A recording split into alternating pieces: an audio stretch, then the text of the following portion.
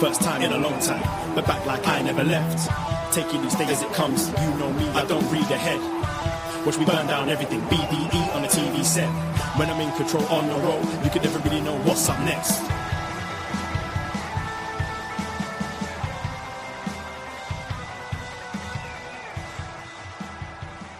Hello. Hello, hello, hello.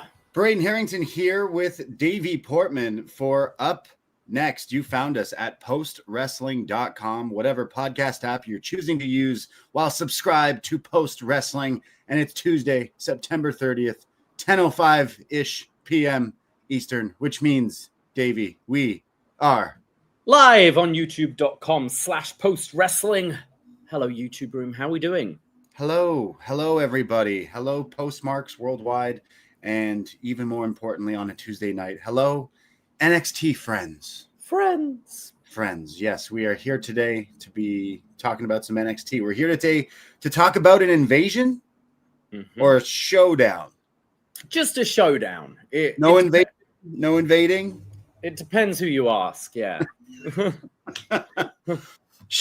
We got so excited that they're using all this old invasion like graphics and the name and everything that we were like, let's review the old school invasion. And before we can even watch it and get that review out, they have changed it to Showdown. It's fun. Yeah. So there's came out that a few people were making comments online and stuff about how WWE are having a show called Invasion on October 7th, and maybe the timing of this show isn't particularly appropriate. So they made the change today to Showdown. We'll get into it. Santino given the responsibility of addressing that kind of on this show tonight. But yes, it's now Showdown. But I got to say, this graphic that they've made for it, it looks like this decision came about earlier today, and someone just quickly did what I do for our event. Even Photoshop? Photos escape? Went on dafont.com and searched for what font is this? The old Invasion logo, and quickly made it. It doesn't look, it looks very flat. Do you know what I mean? It doesn't look like they've definitely just found the Invasion font and very quickly changed it to Showdown. They definitely found an Invasion type of font, I guess, to do this. Yeah, the Showdown isn't as close as to Invasion. There's no V, so they made it the W as that big V in the logo. But yeah, Showdown. I got worried. I thought instead of Invasion, we're gonna have to review Showdown: Legends of Wrestling, but which was a video game, PS2. Have you ever played that one? I had the first, well, there was a Legends of Wrestling game before that on PS2, which I remember when I went to what was it called? FWA Revival. There was a big UK revival show in that took place, which was kind of, we had a show very like the Law used to be, but on Talk Sport called Talk Wrestling. And it was kind of set up by them. And I remember outside they were handing out these video games for free. And I'm like, oh, this is cool. I get to play as Hulk Hogan and Ultimate Warrior and stuff, but it was kind of shit. It was a pretty shitty game. Yeah, the one I'm thinking of is Legends. Yeah, Showdown: Legends of Wrestling, and it's Hogan, Warrior, Macho. It's got like all these legends in it, Bret Hart and stuff. But it was a terrible game, but it had all these legends. That's what I think of Showdown. It's the most generic name. I mean, there's so many that were right there. I mean, bragging rights. they've used before. That could have easily been the one. It's terrible too, but like they've used it. It's an old pay-per-view name, or like, you know, TNA Takeover or something on a play on something like that. But to you not want to use Invasion. Takeover would have been perfect. Takeover, right? Has the I mean, it was mentioned a few times in promos today about takeovers, and obviously that title is synonymous with NXT, and having not been used for a few years now at this point, I think NXT TNA Takeover would have been perfect, but it does feel like they were scrambling pretty quickly to find an alternative title for this. I mean, it's just the name of a show. There's worse ones, right? Yeah. Like, yeah. I think what's a shame is there is a lot of nostalgia attached to Invasion, you know, and from 2001, and NXT have made a habit of kind of going back to that period of time to dust off some old pay-per-view titles. But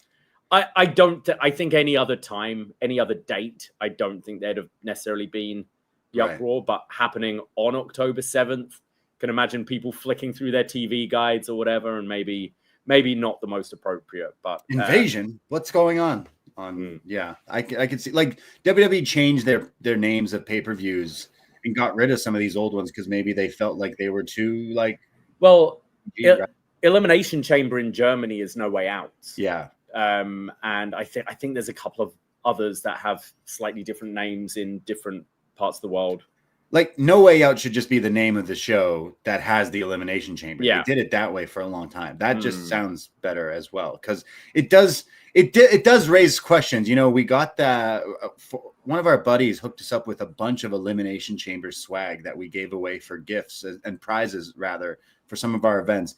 And some people who wore it were like, yeah, I get a lot of people asking me what Elimination Chamber means exactly. And it's like, true. Yeah, okay. Like No Mercy, Armageddon. That's a name. It is probably the weirdest like logo to have on a jersey. Great Balls of Fire. WrestleMania, Royal Rumble, whatever, cool. But like, yeah, Elimination Chamber with a great big cage. What is that cage thing? Yeah, is that what Elimination? Okay. There's other weird pay-per-view names, but I guess Showdown has to be like generic number one. Like, I don't even think they must have had like a Showdown and at the Showdown in Motown. I don't know. Like, you know, they could have done the reverse, because I believe the original Invasion pay-per-view was originally listed as Fully Loaded, and then it changed to Invasion. So all these years later, they could have just flipped it back and like, even if you Fully Loaded, like bring back an old TNA pay-per-view name and use that. I mean, I know they use like their old school ones. I know Victory Road is an old one, Genesis and stuff, but they have other ones that maybe they One Night Only, or I don't know, like some sort of TNA versus NXT, even maybe better than Showdown. But again, it's just a name. It's just funny how it quickly changed and then they make no reference of it. And yeah, but we for a quick second, we just got so nostalgic for Invasion, and screw it. We're still going to review Invasion 2001. In fact, we're going to review it tomorrow. So never a bad time to try the Poisonrana Patreon.com/Poisonrana. Sign up today, $5 for a whole month's access to get all of our shows, all the wrestling reviews, movie reviews, and so much more. And tomorrow we're going to be looking at Invasion 2001. And yes, I've seen a lot of the Ava Santino, Shawn Michaels, more face. There's the Shawn and the Carlos Silva one as well. Yeah. Fantastic. I know you're very excited. 2001, maybe one of the best years. Yeah. This is my era of fandom. I mean, look, I'm wearing my I Heart Maven t-shirt right now as we're recording. The YouTuber? The YouTuber Maven. There is a Tough Enough commercial on this Invasion pay-per-view. It's a really interesting time to talk about. I think not only just reviewing the pay-per-view, but talk about the Invasion angle as a whole. Trying to dust off some old clips today, like there was a time where there was a random Billy Kidman versus Gregory Helms match on TV. That sounds lit. On WWE TV with a WCW ring apron and Arn Anderson and what's his name, Scott Hudson, I think, on the call. It's weird. It's a weird time. Mike Awesome being the one kicking off the Invasion.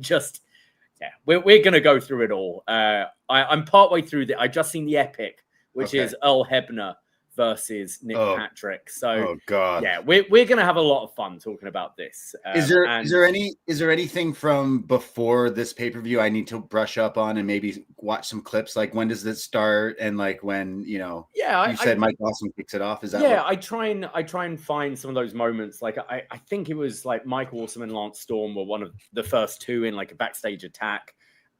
You definitely need. I mean, I'm trying. Today's been a bad day for just realizing what we've lost since the Netflix takeover, because I was throwing up a poll for Halloween Havoc shows. It's been a tradition since we started our Patreon to do a Halloween Havoc every Halloween. None of them are on Netflix. So now I've been trying to find if there's certain ways to find them. Now, if you are in the US or, have a VPN, they are all still on Peacock.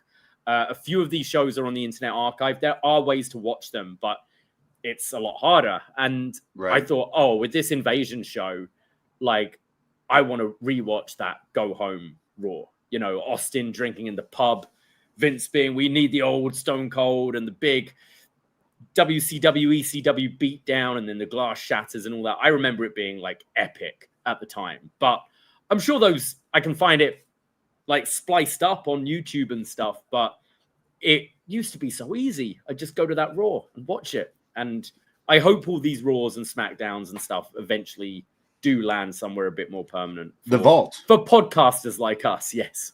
Yeah, I mean, there's a lot of people out there who are even crazier sickos than us who have recorded every show or download every show or whatever, but it is a little harder now with things moving and people VPNs this and different countries that. And I mean, again, we shouldn't even complain as Canadian. We have using Netflix right now. It's really easy to watch WWE, but yeah, you said it was a WCW product. Therefore, they haven't necessarily migrated everything from the network over. So it's not as easy to pull up older stuff, which is what we usually do, especially for old podcast reviews and stuff. So. But yeah, I'd say go and try and watch that angle, the whole little segments of Austin in the pub leading up to it. I'd say try and Bagwell. Yeah, just out of like just the weirdness of watching these WCW matches on WWF TV. I think there are only 2 or 3 of them. But yeah, the Buff versus Booker T, Kidman versus Gregory Helms, and then I think there's a Booker T DDP match as well. Check out them. Check out maybe the DDP Stalker angle, which was earlier in the year, but kind of builds up to this. Ridiculous. WCW wrestlers being identified in the crowd at WrestleMania 17. With, what was it? Hugh Morris. Only a few years ago, we reviewed the last Nitro ever. That was a great review. And that kind of also is a starting tipping point of them going out of business, coming over to the Fed. All the WCW legends versus the WWF superstars, stars like Sean Stasiak, Buff Bagwell, DDP. I guess but they killed him, didn't they? Anyways, really excited to go back and rewatch this one. Invasion still happening over on the Poisonrana Patreon. So go invade. It's $5 to come, my friend. Check out all the other shows. The Champ is here, episode 12. We move to next week. We're going to be going through the 12th title win and reign of John Cena. We've been going through all of the title runs. That's all on our back catalog on the Patreon, as well as a show called Was Next. We go through Retro NXT and so much more. Yes, finally got to the epic, one of my favorite all-time NXT moments. Bo Dallas, he's touched my bum. Happened. This might be one of my favorite graphics we've had for a show. Just that picture of Bo Dallas is fantastic. Naked. Yeah. He touched his bum. Fantastic shows that we have on our Patreon, and it's $5. Give us a try. Even if you like one show, it's a nice tip of the hat and buys us a nice cold one wherever we may be. So keep the lights on here at upNXT and Poisonrana. Got a shout out. I went to the movies today. Oh yeah. I was coming home on the good old reliable TTC, Ride the Rocket, and some guy comes up to me and goes, "Braden, upNXT. Love the show." And then as he got off the train, he yelled, "Toronto legend, right there, Braden." And I said, "Thank you, good sir." So I didn't catch your name, but I'm sure you're listening to this right now. And I felt like, I'm like, wow, Toronto legend. What a nice thing to say there. But very kind. So appreciate the love wherever you are. If you're in the city of Toronto or worldwide, appreciate. And follow Poisonrana. We do tons of free shows.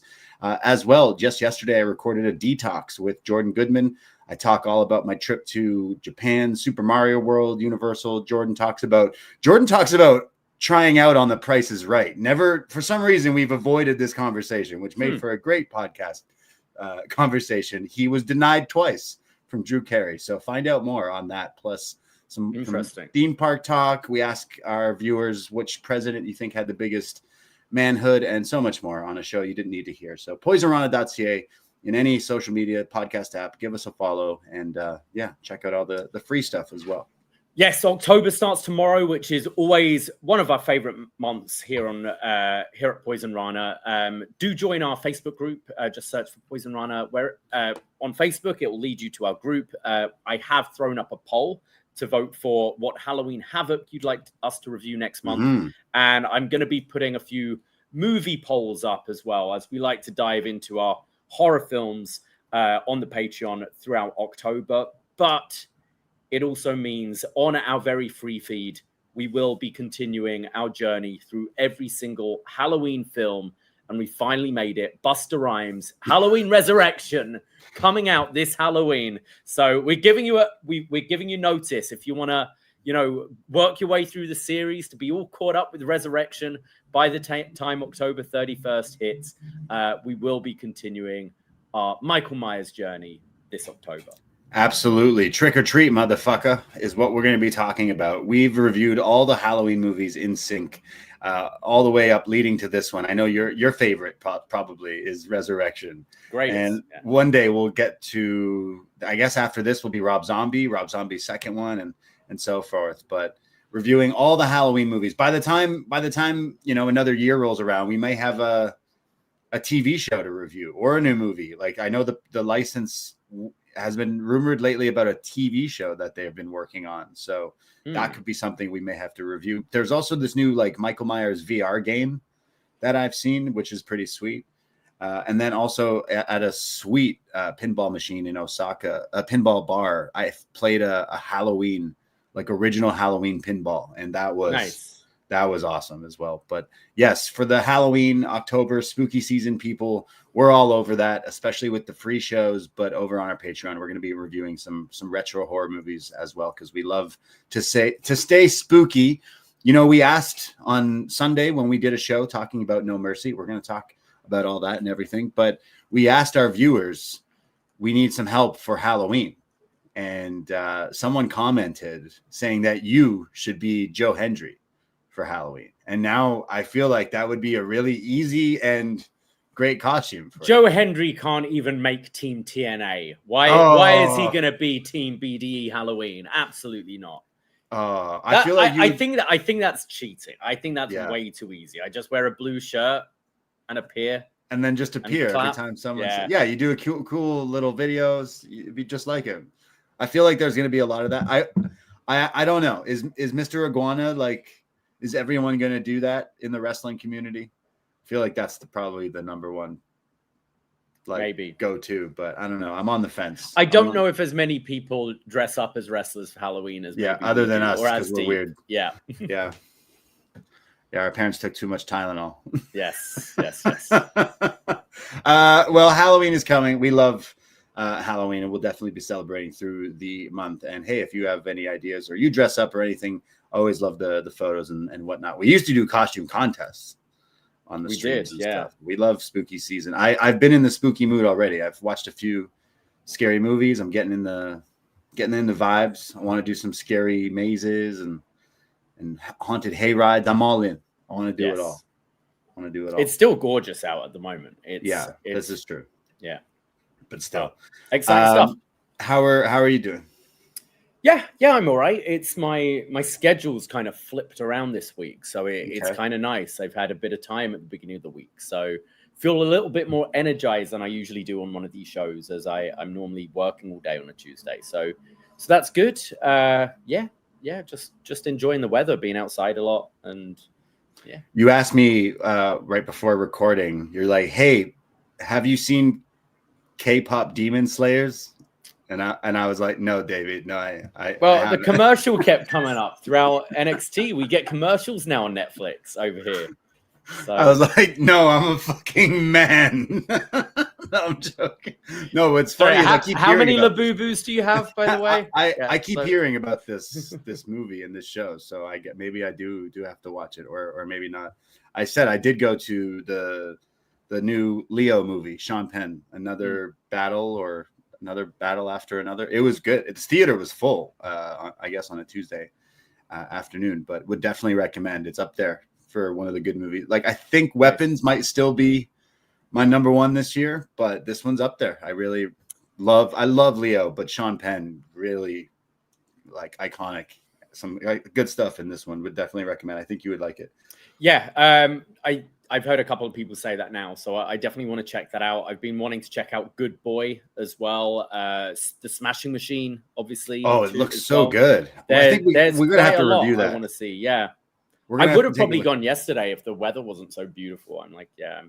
Like, there's some good movies coming out. Yeah, that one with The Rock, obviously. I think a lot of like MMA fans, obviously wrestling fans, but just people in general who don't know that story. I've yet to see that documentary. I feel like I should maybe check that out first before. Maybe down the line when the movie's out and stuff, we'll maybe take a look at that and do a review or something. Because who knows? The Dwayne getting an Oscar nomination, it could happen from this film. So, but yeah, there's a few other. There's not too many scary movies coming out. The Conjuring. I think there's a new Strangers coming out. There's not that many too many new good horrors out, but Weapons, I guess, being the last kind of spooky one. But again, would totally recommend that to some people. But happy spooky season. Go get yourself a pumpkin spice whatever today, by the time you're loving life, loving October, loving the fall. Should we talk about some NXT? Let's do it. Yes. It's NXT. It's the fallout. Well, it's the fallout from No Mercy, a show that me and you really didn't seem to like too much. I feel like we were negative Nancy's on Sunday. We were like, that show was all right. However, I think we agreed that some things are moving in some better direction, possibly, maybe. The stuff with TNA, all right. But yeah, from No Mercy, we talked about it on Sunday. We have some new champions. We have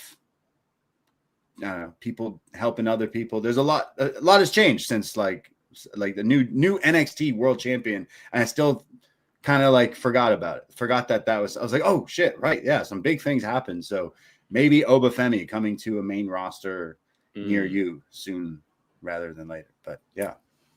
NXT, September 30th, 2025, and the new NXT champion opens the show, Ricky Saints, and Booker T's definitely changed his tune. He's saying, this man has a lot of flash, but a whole lot of substance, and he just keeps going, let's go, champ, and Vic kind of calls him out on his hypocrisy because... Did he book him for reality? He's been saying, hey, he's been calling Ricky all flash, no substance for quite a bit.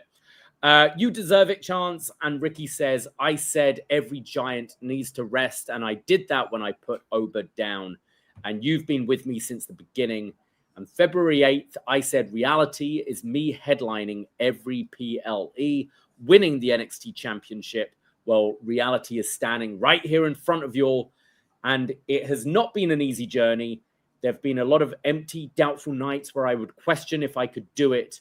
So I ask all of you, did I do it? Did we do it? And everyone's like, yeah, we fucking did it.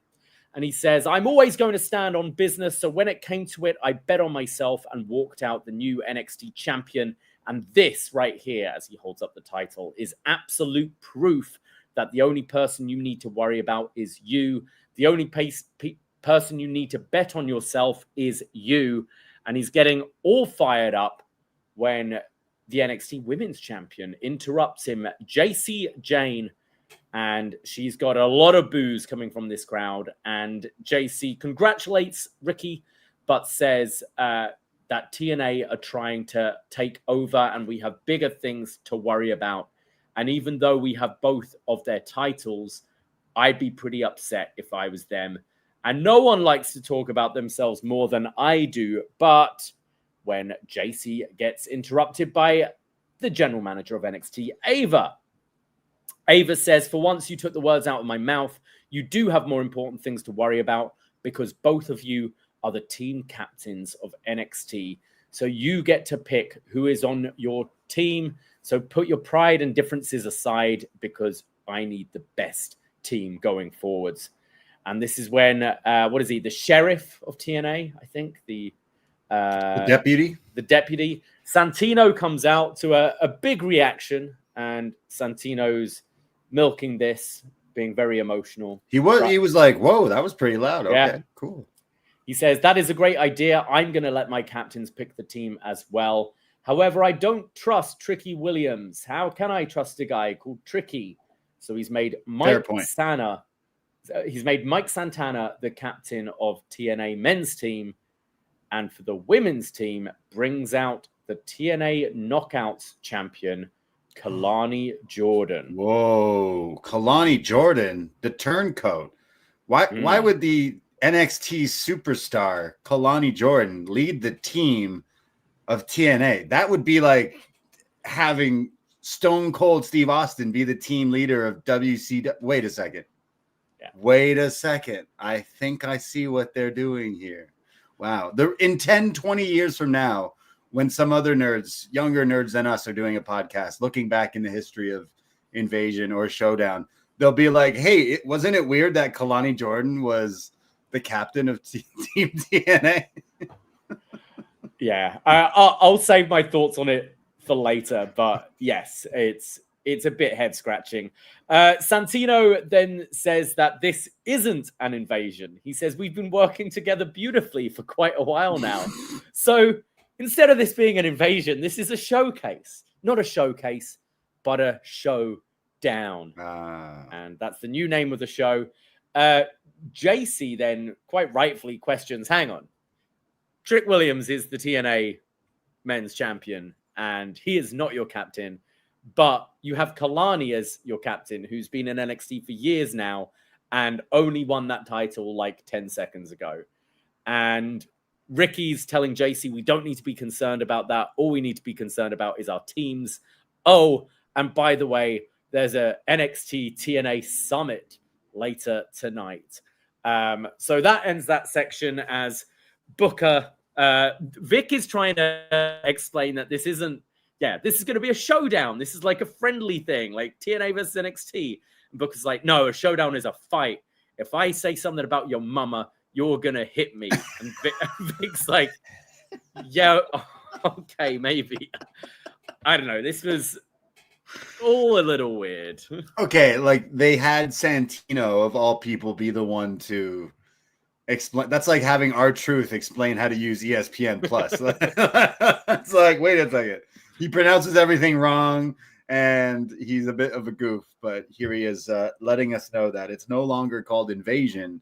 It is a showdown. So definitely whatever. You know what? Cool that they just pivoted and went with it. I guess I understand not wanting to use Invasion. Okay, if someone made a big deal of it, then it was enough to maybe make them want to change it. Okay, whatever. But I can get over it. It's just a name. But it's all a little. It's as head scratching as the 2001 Invasion because they're overbooking this here. It's like, okay, well, Trick can't be our champion because I don't trust him, but Kalani can be. When she literally just won this title. I know she has wrestled quite a few times in TNA, but still, I feel this to me feels less of the 2001 Invasion and more just one of the random Raw versus SmackDown at Survivor Series where the draft literally just happened a month before, and you've had someone who's been SmackDown for 2 years who is now on Raw representing Team Raw and is so just angry at Team SmackDown for no reason. I think the trying to pivot with Santino saying this is a showdown. There was a mixed message throughout this show because you had your characters like your Kalani's, Javon's, Leon Slater's, Santino even, who were like, this is just friendly professional rivalry. Meanwhile, you've got Tesla Cybertrucks showing up. And we'll get there. People attacking each other. And it just felt a little, I'd rather they would just do one or the other. It's our best versus your best, professional rivalry, bragging rights, or it's this deep-rooted hatred of each brand. Yeah. And like we'll see what the teams are later. I definitely think the men's team for TNA represents what TNA is a bit more than the women's does. And it just felt a little messy, the whole thing. It's because the women's team NXT will win. Kalani will turn on TNA and help NXT win. And then the men's TNA team will probably win. Well, I think the women's team has, a few issues with whatever happened with Ash by Elegance, Dana Brooke. Right. Obviously, she was your Knockouts champion, suddenly leaving. We haven't really heard much more about the reasoning for that. But also the Masha Slamovich situation, I'm sure. Right. That only just coming out since last Tuesday when NXT aired and the show was announced, right? So I imagine Masha would have been a big part of this. Obviously, I don't think we're going to be seeing Masha in a major company. I don't think we'll be seeing any Masha anytime soon. Exactly. Yeah. So I think that kind of maybe shook things up for the women's team a little bit. But it did just feel Kalani Jordan, I think, being the one to be on the other team is just weird because she's such a baby face. Yeah. But then I think the difference between this and 2001 Invasion, they were positioning WCW, ECW as the heels. Right. Whereas I don't think they're trying to do that. I think they're trying to babyface TNA as much as they're trying to babyface NXT. So maybe that's a reason, but it's a little strange for sure. Okay, I see someone in the chat, Steven in the chat, bringing this up. But this quote had me roll. Yeah. I had to rewind it to make sure I heard what I heard. But we go off on Booker T. In fact, you already have tonight with what we like to call Booker Bites. But now I got to have a new one here, a Vic Lick, because Vic Joseph, with trying his best, bless Vic Joseph, because there will be no Vic Joseph slander, but we can also call him out on some funny things he says. Not just when he quotes Sabrina Carpenter, because we like that, but Vic Joseph tonight said that, wow, TNA versus NXT, and something along the lines of, imagine WWE versus WCW, but not in 2001, more like 1997 or 1998. That's what this is like. Vic Joseph, come on. Okay, what I found hilarious here is, yes, this is something that we have said many times. We can spend hours at a bar talking about this. Every podcaster, every wrestling fan who was around during that time has fantasy booked the invasion, what the invasion could have been, whether if they waited for certain contracts to be ready, or if it happened a couple of years before. Whatever, like everything Vic Joseph says here is completely true and has been said by every wrestling fan ever. But when we say it, we're not sat next to the guy that was the WCW World Heavyweight Champion leading that team. And Booker was not the WCW champion or anywhere near the top of the card in 1997. Booker T, would not who the hell on that team in 1997 or 1998. Yeah. Oh. Hilarious. And what makes it even better is Booker just agrees. Okay, so wait a second. I have a problem. He's saying that he's comparing this team of TNA like if we got the true WCW team. Are you kidding me? Absolutely. Why? Because we have Kazarian?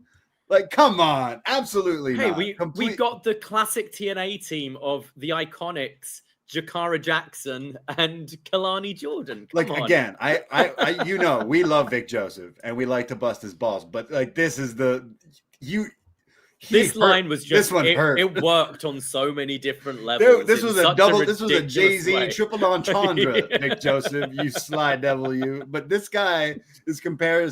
Okay, like legit. We could have hour-long. We're gonna have it tomorrow. Yeah, do it. We do it all the time where we get friends to be like, okay, what if you had Flair, Sting, like all the classic Goldberg, all the classic WCW guys to go up against WWF? That would have been the biggest thing ever, but it wasn't that. And that's such a big thing that people like to, I know we do. And for him to be like, yeah, imagine that while sitting next to Booker.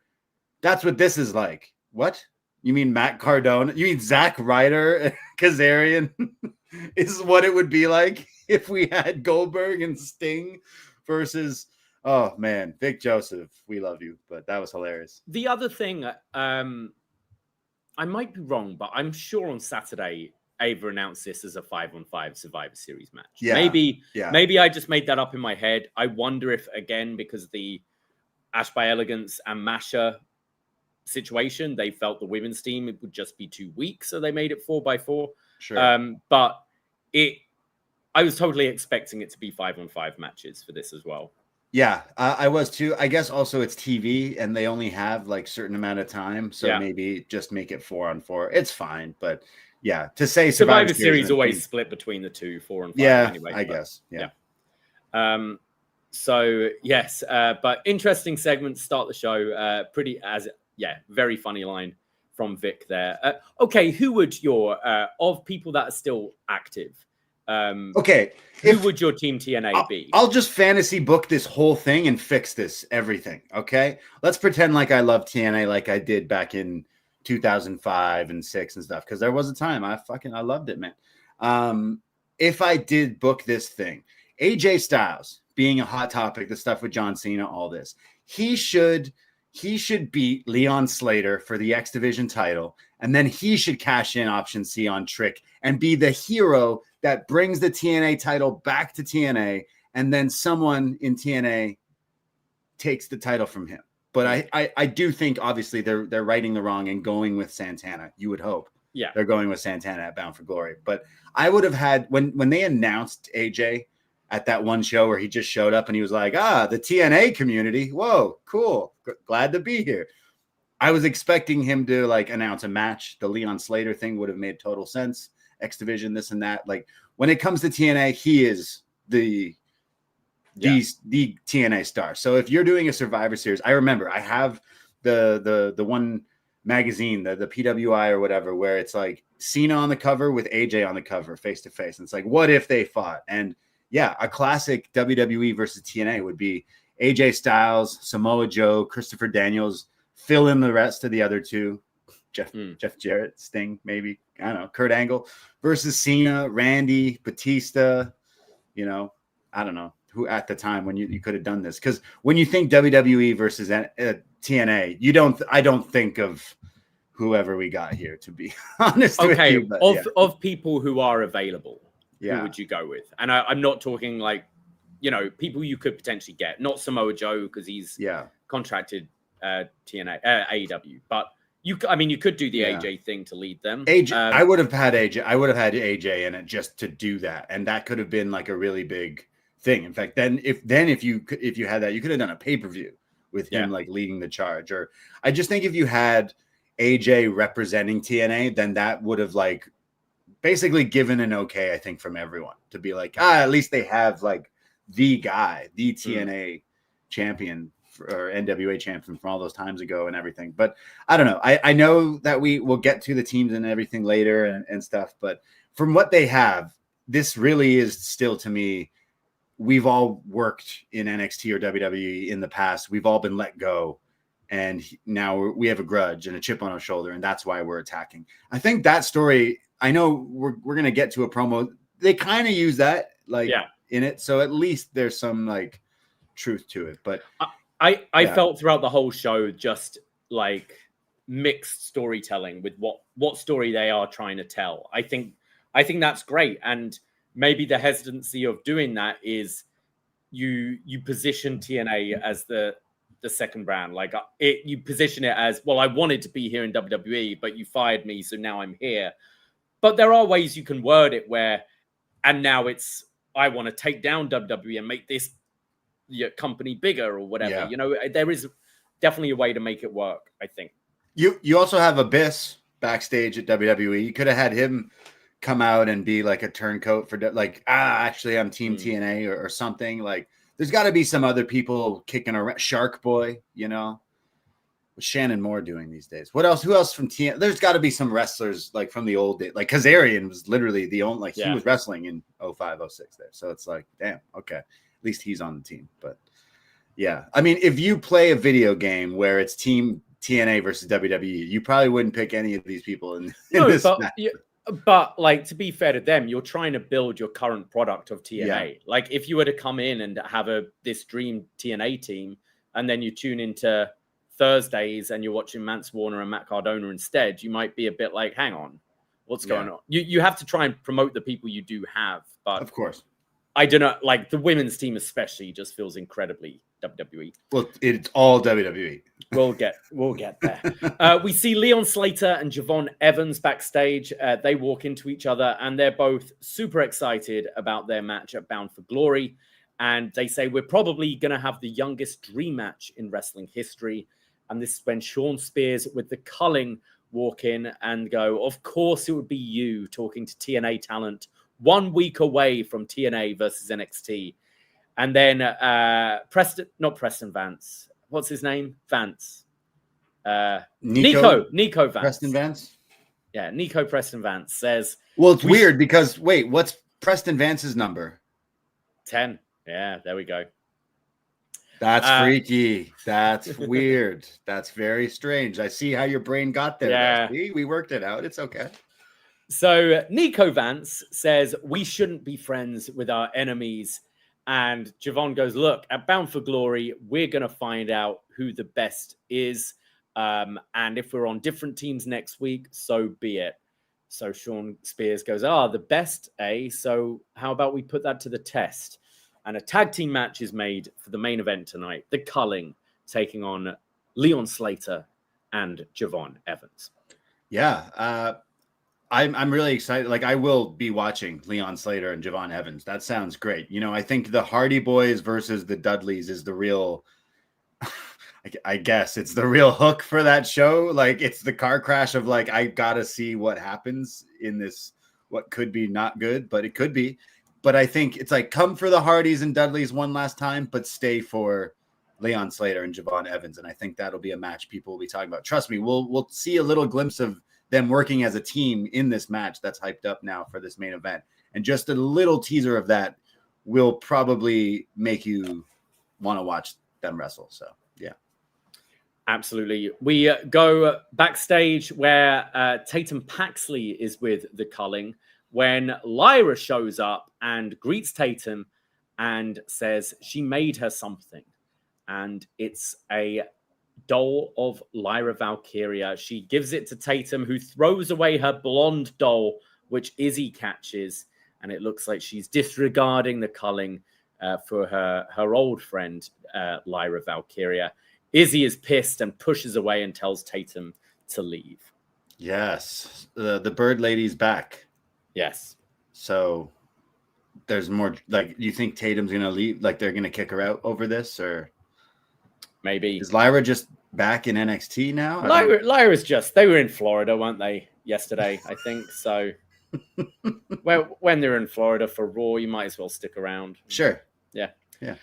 We go to our first match of the night. Jaida Parker taking on Lash Legend. This feud feels like it's been going on a very long time, finally coming to a head here at NXT. And they charge at each other right away. Lash catches Jaida with a huge running uppercut, which almost Cesaro-esque. This looked pretty nice from Lash Legend. Followed by a big delayed vertical suplex, and then a big right hand, which sends Jaida out of the ring. Lash goes after her, and Jaida runs her shoulder, like rib first into the apron, and then hits a Samoan drop on the floor as we go to commercial break. We come back from the break, and Jada's attempting a sunset flip on Lash Legend and eventually gets her down. But Lash counters and applies a single-legged Boston Crab. Jaida fires up with a shoulder block, followed by a twisting neck breaker for only a 2. And then Lash grabs her in a sleeper hold. Jada's backing her into the corner and escapes with some elbows to the face and hits a draping butt drop, followed by the high step, but turns around, eating a pump kick from Lash Legend. And then Lash goes for her like Argentine backbreaker style finisher when Jaida slips out, pushes her into the ropes, and fires back with the Hypnotic. And Jaida Parker puts Lash Legend away, winning the match. Yeah, there were some cool moments. Like you said, that uppercut from Lash. I really liked the twist and shout neck breaker from Jaida at one point as well. But I'll be the the nitpicking again. It's just that finisher. It's just a running butt to the face. It doesn't look like a wrestling move. I really like Lash Legend has improved, and I hope she continues to do so, because I do like, she's always got the attitude, and she's big. She hits those big pump kicks really well, but I still kind of need to see maybe a little bit more. And I think the same for Jaida, where she's become so comfortable in the like character in this role that she's in, and she does have some really good stuff, but it's just kind of weird. She's hitting all these cool moves. They're hitting some serious strikes to the face. Who knew it would be a bum to the face? That is the one thing that holds her down. So I know it's, I don't know, just nitpicking. It's literally still just that weirdest finisher in wrestling. Like even Lexus King started adding others. Like he does that, the running like thing to the back for a while there, and that was kind of weird. Oh, that was horrible. Yeah. But so is this. Like I think Jaida's really good. I think she's great. She's going to be a star here in WWE for sure. We're really high on her, but that's just something that bothers me as a wrestling fan. I'm like, what? That doesn't look like anything. It just looks like you both fell down, is what it looks like. I preferred this a lot more than their last match they had together. I thought this is a lot more harder hitting, and there was both added some new moves. I thought that running uppercut from Lash looked really nice, and I don't think we've seen Jaida do that sort of twist and shout before. But yeah, I thought it was a decent showing, and I thought they kind of carried their feud into this. Sometimes you have this like heated rivalry, and then it gets the ring, and they just work a wrestling match. But I thought this had a little more mustard on it than usual, but I completely agree about the finish. It needs to go, or at least be a setup for your actual finish. Like the twist and shout. You kind of stun them a bit with the hip to the face, and then you hit whatever your finisher is. Yeah, the stun. They're like, did I just get hit in the face by your bum? Oh wait, and then you get hit by like another move. Again, nitpicking, but it is a silly finishing. It has to be maybe the worst finishing move in wrestling right now. I can't think of a worse one. And dudes were winning matches with drop kicks in NXT like a few months ago. So yeah.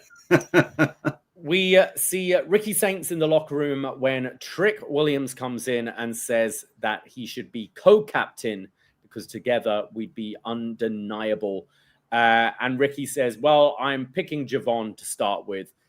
And Trick is like, yeah, I like the young OG. Well, I don't like the young OG, but we do need him on our team. He's great. And then Ricky says someone who showed a lot of heart on Saturday was Myles Borne. And Trick goes, yeah, I like him, but we need power.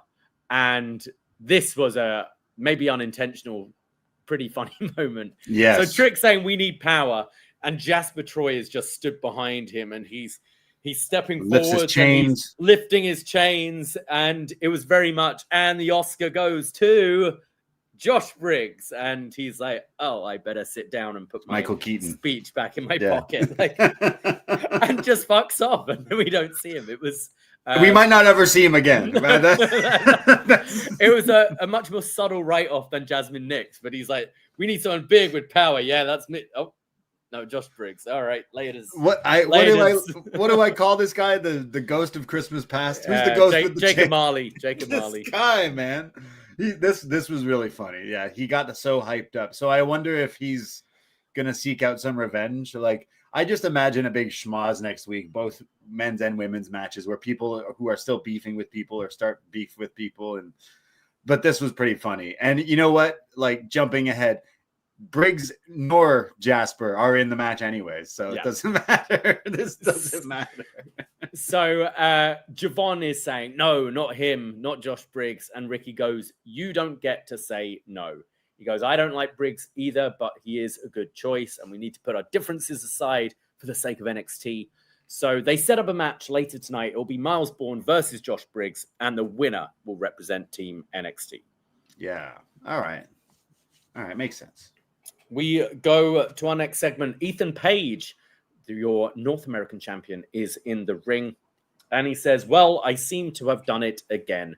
I'm the greatest North American champion of all time. I'm the greatest North American alive.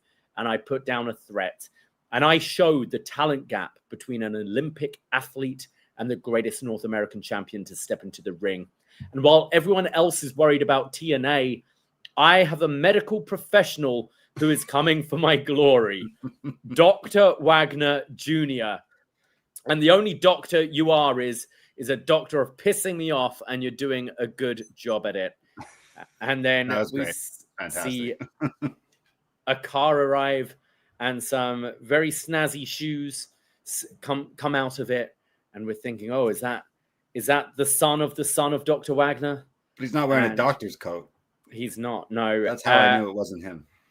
When Mustafa Ali comes out and addresses the citizens of NXT and says that he is here with some business. And so Mustafa Ali is still doing the We the People president. He's been wanting to do this gimmick for a long time. He really believes in this gimmick. Yes. A whole lot. Yes. So he says he hopes we don't mind his unannounced arrival, but I have no issue with anything you say, but I do have an issue with what you are holding. And Paige says, look, I don't have any issue with you unless it's been you under the mask and you are actually Dr. Wagner the Third. And Ali says, you don't owe me anything, but NXT does. And it wasn't that long ago that I earned an opportunity at that championship. And maybe I'm cursed because 2 years ago at No Mercy, I was promised an NXT North American Championship match. And instead of a championship match, I got a phone call saying, we no longer need your services. Ooh. So 749 days later, I'm here and waiting for that championship match that I earned. And Paige says, oh, are you going to cry? It looks like you're going to cry. You're going to cry and say, and I'll tell you that's a hell of a sob story, but save it for ears who want to hear it because I ain't that guy. And Ali says, no, I don't cry. I politic. And I spoke to Ava and Santino. And next week at Showdown, it will be you defending against Mustafa Ali. And Paige says, you want to say you're cursed? Well, every challenger for my championship is cursed, pal. And you're trying to claim what you never could. So next Tuesday, I'm going to disappoint you. And I'm not going to call you to fire you, but instead to wish you best in your future endeavors. And they both fight each other. Ali drops Paige out of the ring and goes for the title when Ethan Page just grabs it and scarpers off. But yeah, I'd say this is more what I'd want out of this kind of story we've got going with NXT and TNA. 100%. This is what I've been talking about the last few weeks. It's like, look at this roster.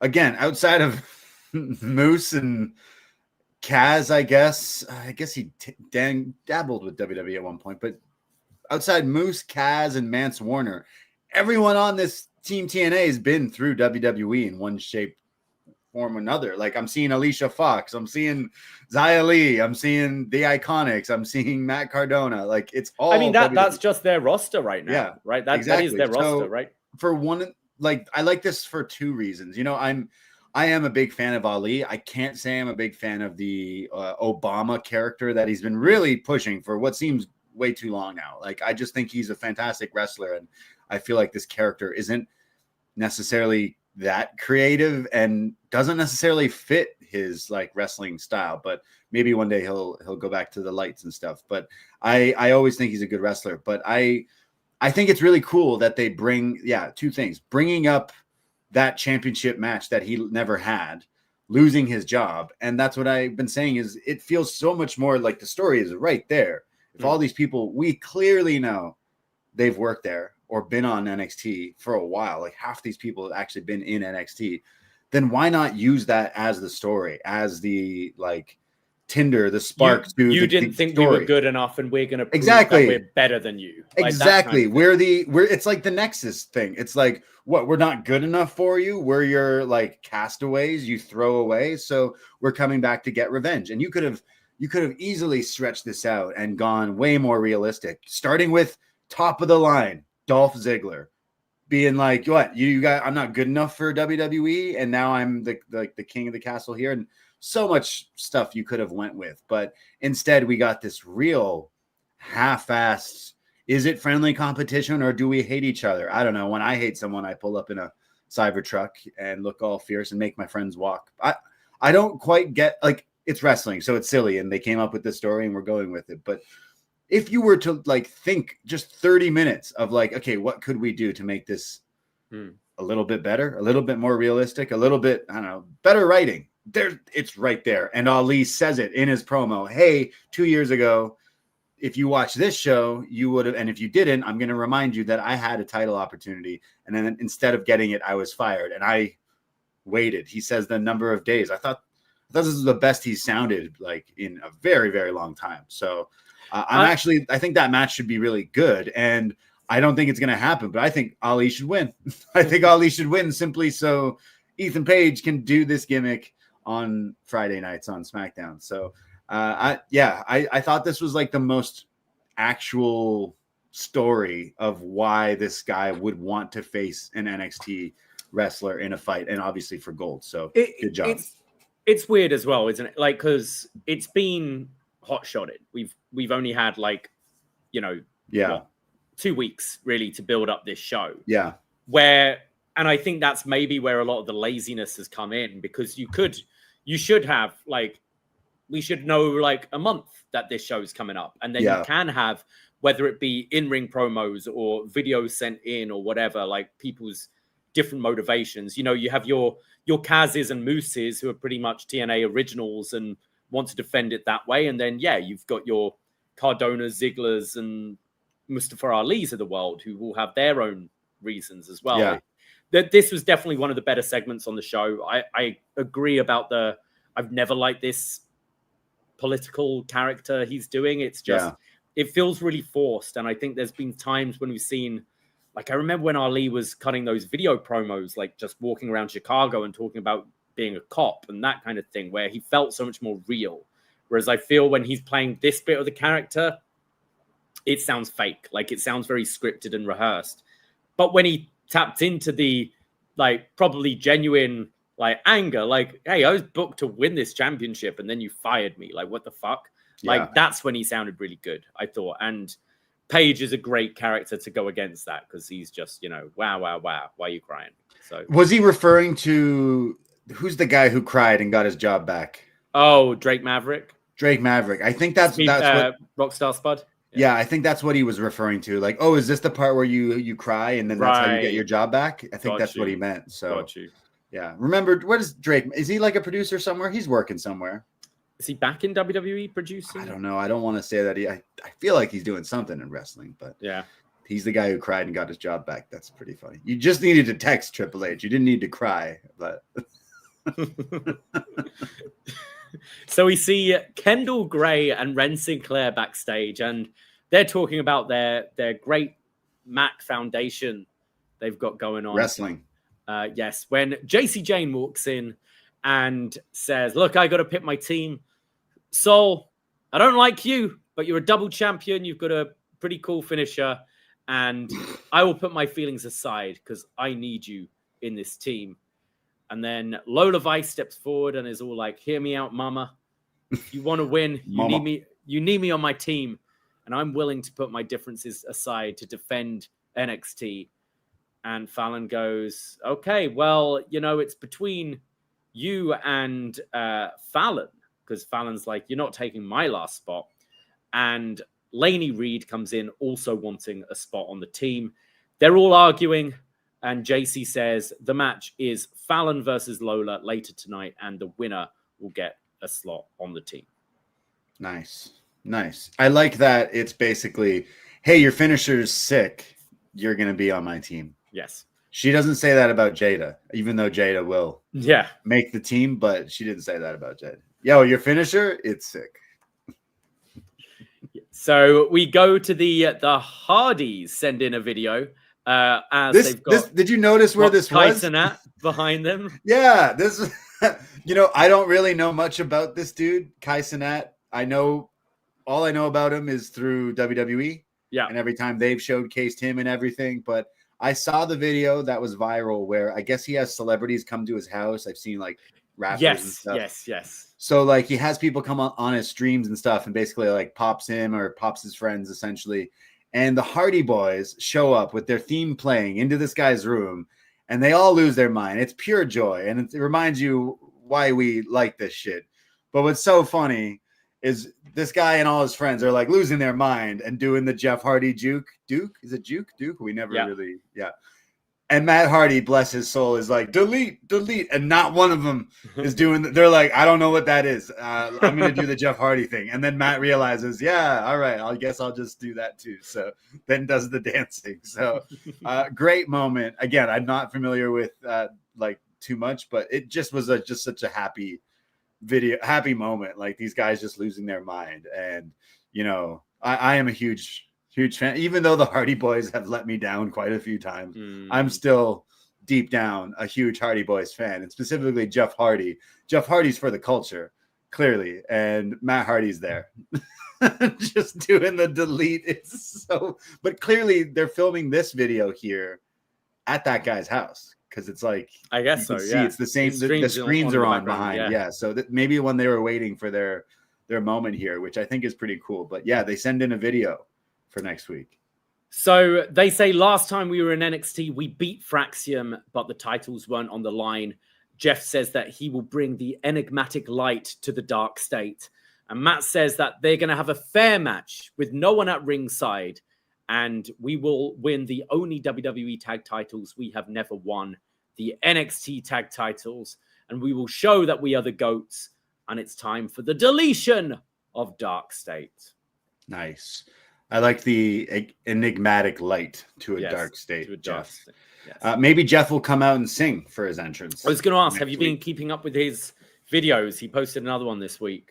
You mean his band, Pyrox Wygen? Just him singing. His dog often looks distressed as he's playing the guitar and singing to him. He has a new dog? Didn't he have a dog in his feud with Matt Hardy where Matt Hardy said he killed his dog? That happened. I don't know if you were watching ago, man. I don't know if you were watching then, but Matt Hardy on Fire TV, or not, that dog would no longer be with us. That was a long time. My ago. Dog Skip. Yeah, damn. I want the Hardys to take these titles next week. All right. I think I said absolutely they might be the GOATs when it comes to modern day, tag team. Like, yeah, look how popular they still are all these years later. So if they win, will they be put on the line against the Dudleys as well? Because I believe that's what I asked you on. It's the only title the Dudleys haven't won as well. That's what I mean. Like, you can't seriously give WWE developmental titles to Devon Dudley and Bubba, like, let alone give them to the Hardy Boys. Remember, they're called the Hardys, not the Hardy Boys, because they ain't no boys no more. But the Dudley Boys, the Dudleys, I guess. No, like, I would put them on the line, but I would have the Hardys win. Because they're doing a tables match, aren't they? Yeah. I wonder if they end up making it like a 2 out of 3 falls. Like the first, first table is for the NXT titles and second is for TNA or something like that. Well, what's the third fall for? Well, nothing. It's just the 2 falls. They're trying to replicate the 2000 Rumble match, right? So you have to put both of them through the tables. Yeah. So there is 2 falls, I guess, in this match, but two in a row, right? That's what it is. Yeah, is that how it works with the tables thing? Again, there's interest in that match. I will be watching this, whether it's good or bad. I can't tell you, but I will be watching, and I think this TNA show has some of the biggest hype. If you add that match, Trick and Santana plus Javon and Leon Slater, that's a three-peat there of interesting things, at least for a TNA show. I would honestly, that sounds like I will be checking it out just for the Hardys alone. Again, they'll continue to let me down again, I'm sure, but they always bring me. But once you throw that music on, was it Fully Loaded? Is that the song? And you start with the finger guns. I'm in it, and I want Jeff to jump off something fucking crazy at Bound for Glory. But the Perch. Next week. True. I mean, he could next week. I want them to win the titles, because how crazy is that? Like, they've technically won WWF, WCW, TNA, AEW. Did they win? I can't remember. No. But yeah. Damn. Yeah. Actually, Cutler James isn't worth jumping off anything high for. I don't think he can save it for Bound. They don't need the title. I can't stand Dark State. I do not like. They're some of my least favorite stuff.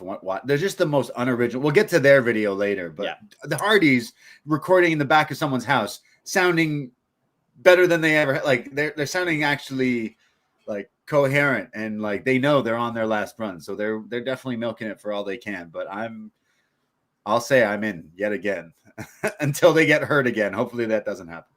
We go to our next match, Myles Borne taking on Josh Briggs, where the winner will join Team NXT. There are anybody but Briggs chants from this crowd as Myles gets into his face, is all worked up. Briggs bails to the outside, so Borne hits him with a huge tope con hilo. What I found funny was just before this, Booker is just saying how similar to Randy Orton Myles Borne is, and then he follows up with a con hilo. Yeah, very, Randy doing Randy Orton-esque. Yeah, Randy Orton hitting a like crazy distance on this beautiful con hilo by Myles Borne. He definitely knows how to hit one of those, but can't say I've ever seen Orton do that. Meanwhile, we see Ricky and Tricky backstage watching and scouting for their teams. There are Briggs go away chants as Briggs hits a huge crossbody and a massive choke slam. He got a lot of height on this one, but Myles kicks out. After the break, Myles runs into a backbreaker and then the double underhook backbreaker for a 2 count. Myles fires up with a series of clotheslines, the Randy Orton power slam, a suplex, and a code breaker. And Briggs bounces off the ropes, coming back with a big boot. And then he takes the chain off from around his neck when Matt Cardona runs out, stopping Briggs from using the chain. This allows the ref to see that this chain is in the hand. The ref takes it away from him. There's a drop kick from Borne, and then the zigzag, the what's it called? Born again, Christian. Yes. And 1, 2, 3, Myles Borne wins and is going on to Team NXT. Yeah, a fun match. I like Myles Borne. You mentioned that con hilo. Like, he is really fast. He's in great shape to do a lot of like really quick action matches. I think the only thing maybe missing from the Myles Borne package is more of a character. Like, we've explored, him, his hearing disability, partially deaf and all that, but I would like something to give me they've tried elevating him, but his wrestling is definitely really, really nice. And so is Briggs. So I thought this was good, but they leaned into the wrestling stuff. Like, first of all, the smoking skull is back, so there's that. But then the chain, like, I thought that we already saw Jasper Troy tonight, and I guess it's the ghost of Christmas Present with Josh Briggs easily ripping that chain off his neck, only for it to be taken away. So in 2025, Zack Ryder, Matt Cardona, interrupting an NXT match. But is it because they didn't want Briggs to win? Because they think he's like scarier, bigger? Yeah, has there been anything on TNA between Cardona and Briggs? Yeah, last week they had a feud. They had an angle. You missed it. It was okay. I have no idea. Okay, all right. So maybe there's something going on there. It could have been though, right? I could have tricked you. But you think it's Cardona? What, thinking Borne is weaker? So give me that deaf kid. I don't want this big scary dude with a chain around his neck. Fuck that. This guy's got a skull that smokes. We don't want any of that on our team. Let's get the ex-soldier. I don't get quite the logic. Like, Myles Borne has like also been, I guess, winning matches and stuff. So the logic is kind of strange if they just want the babyface to win. But I thought the match was fine. I like both guys. I'm a little bit disappointed it's 2 kind of big losses in a row for Briggs, because I think he is someone that you could position higher, and especially with Ricky as your champion, I can see him being a challenger down the line. So but I like that they're keeping up with Myles Borne as well and trying to give him something and trying to elevate him. Match was pretty good. But yeah, a little confusing with the Cardona thing. I assume we'll get Cardona and Briggs added to the show next week. Bound for glory. Down the line, I don't know. Yes. We move forward where we see Jordynne Grace backstage telling Kalani that TNA Knockouts World Championship means a lot to her and that you should carry this with pride. And Kalani says, look, I don't know if to have you on TNA. We don't know where your loyalties are. Kalani Jordan, the NXT contracted wrestler, is saying you just joined the team. She's like, I just can't trust you, Jordan Grace. I don't know where your loyalties are. It's the same with Joe. They're like, Joe who? And she's like, Joe Hendry. Oh my God. Joe Hendry shows up from behind the door. And Mike Santana says, look, both your feet are 1 foot in, 1 foot out. Are you NXT? Are you TNA? Again, he's saying with Kalani stood right next to him. And he's like, here, Kalani, come with me. I've got some people I want you to meet. Oh my God. She goes, who? Everybody. So Santana takes Kalani off to introduce her to the TNA locker room. It's like your first day at a new school for Kalani Jordan here. And she's the quarterback for the essentially. So looking on Twitter right now, literally just a few minutes ago, like 30 minutes ago, Kalani tweeted the photo of Austin wearing the WCW Alliance shirt. So she knows the joke. They're in on the ridiculousness of this doesn't make any sense, but I just have a feeling the difference Austin was Team WWF and turned on them and joined. Yeah. Like Kalani's going to be like, if she turns on TNA, that's just ridiculous because she will. She was with you for a week. Someone's turning on someone in both of those matches. You're getting some fuckery of Joe Hendry helping TNA or something, clearly Joe Hendry attacking Trick so that, TNA, Santana can get rid of him or something because Trick is on TNA. This is all confusing. So we have TNA champion on Team NXT and NXT star Kalani, who's TNA champion on TNA, the captain. Jordan Grace then says to Joe Hendry, we have to find a way to be in this somehow. So they're not announced for the teams, but there is a little bit of a lingering thing with how is Jordan Grace and Joe Hendry's involvement going to be next week. Should be noted, she's changed her hair because it got cut out on Saturday night by Blake Monroe. So nice hair change there, Jordan.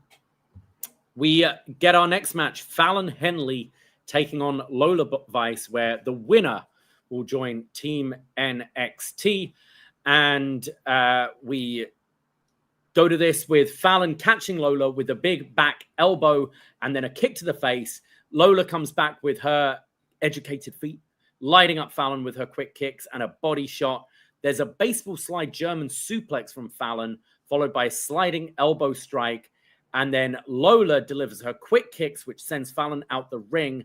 And then as Fallon comes back in, she runs right into the back fist from Lola, who wins 1, 2, 3 and joins Team NXT.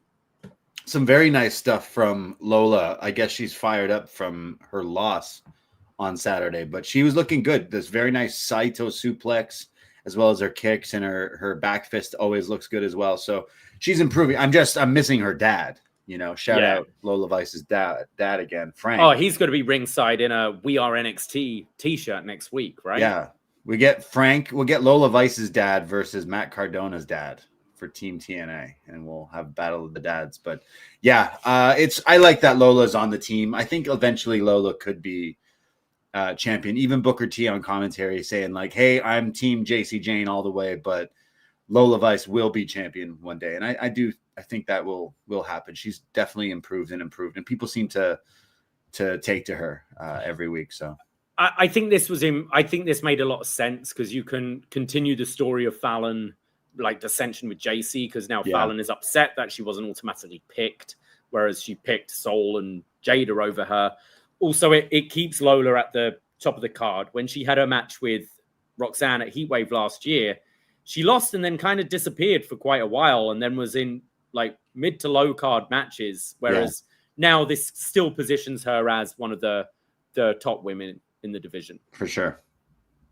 We go forward to an NXT focus with Dark State. And we start with Saquon, who says that they run the hood. And everyone says it would... Osiris says everyone says it would be an honor to face the Hardys. That the Hardys revolutionized tag team wrestling.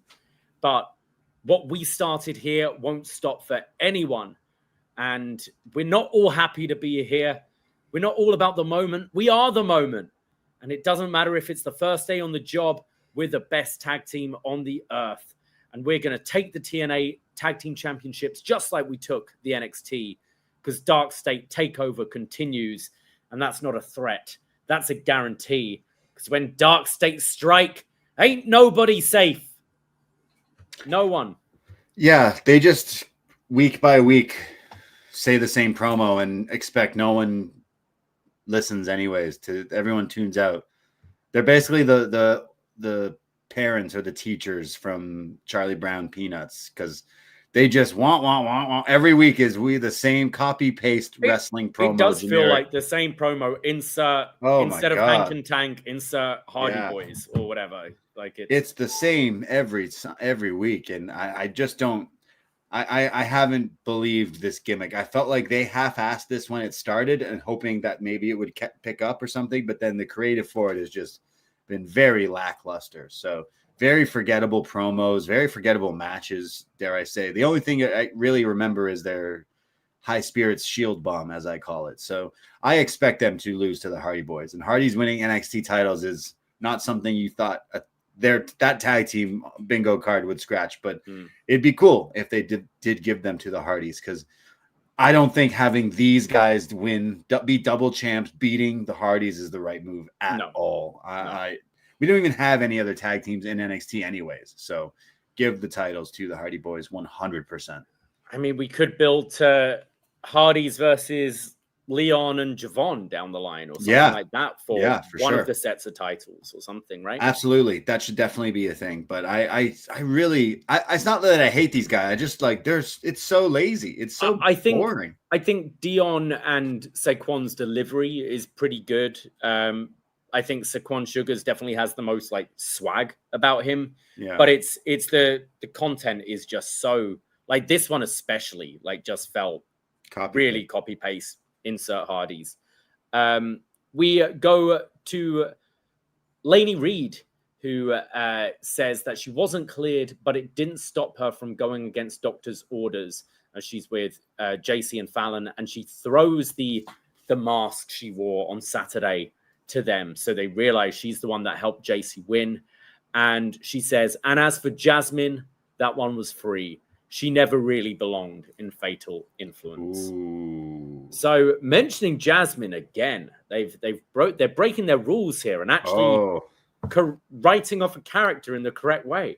Look, I know you're on about one here, but you're right. Like they usually never want to mention the name, but I wouldn't look into it. I think it's just like I'm not. It's something we've said for years, though. It's like you're still like these. When they write these people off, they're still actually employed for a couple of weeks or whatever. If you're writing any TV show and you kill someone off and their contract ends, the next week, you don't pretend that person didn't get killed off. You go, oh, no, Steve died last week. Yeah. That was sad. We'll never see Steve again. Not just be like, I'm just really sad. Why? Everyone just leaves me, with no context. Yeah. So I like this. It doesn't treat us like we're stupid. So it obviously means Jasmine Nick's return imminent. She's obviously coming back.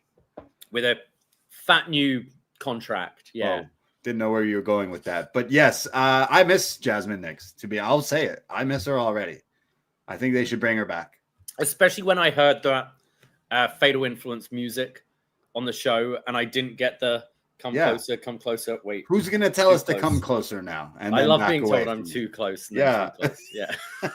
This conversation alone needs to back up. I found it weird that she referenced I wouldn't say that. No, I like that. You said it. Like they used to just pretend these people didn't exist. So it's like she flat out says, I took care of her. But I'll devil's advocate this. I threw out last week or Saturday, whoever this hooded figure was, Lainey taking credit here, hit the rose trigger.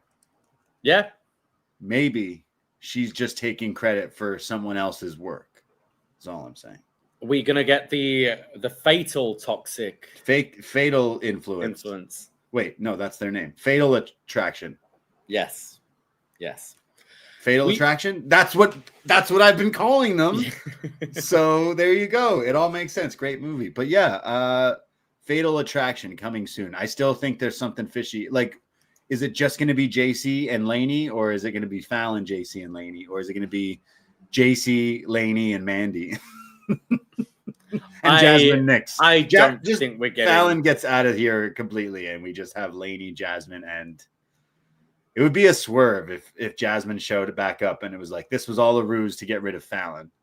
Yeah, but I'm going too deep into Fatal Influence lore right now. We need to move on. We go to our next match. It's Javon Evans and Leon Slater taking on the Culling, made of Sean Spears and Preston 10 Nico Vance. Vic said, this is where Vic has the line about imagine if we had WWF versus WCW, not in 01, but in 97, 98. Slater delivers these huge drop kicks to Vance. Javon tags in and gets bouncy off the top rope and hits a head scissors. And this is where Vic is bringing up Obafemi, because he's saying, obviously, he's someone who could be on NXT, but after the title match, I assume he's just staying home to recharge. So again, I liked that little detail, not just forgetting about the guy who's been champion for the last 7 months or whatever. Right. Slater then runs into a headbutt from Vance. Izzy is on the outside and is mad at Tatum as Tatum is distracted by the Lyra doll. Javon runs into a big spine buster from Spears and then goes to cover, but is distracted as Tatum is now sat on the announce table playing with the doll. So Izzy goes after her. The distraction allows Javon and Slater to hit tandem planches to the floor. And then during the break, Spears back body drops Slater over the top rope and his face goes bouncing off the ring steps. And Booker's selling this like he's dead. And Slater's like twitching on the floor and acting like he might be out of the match here. But after the break, we see Slater in the ring and he's fighting back, goes to make the tag to Evans, but he's knocked off the apron. And then Vance just continues to beat down Slater. Slater then catches Vance with an enziguri and makes the hot tag to Javon. Vance tries to Irish whip him, but Javon turns that into a dive to the outside, taking Spears out from over the table. And then Spears runs in to the ring, getting hit by Javon with a flying kick. There's a huge frog splash from Javon for a 2 count, and then a Superman punch.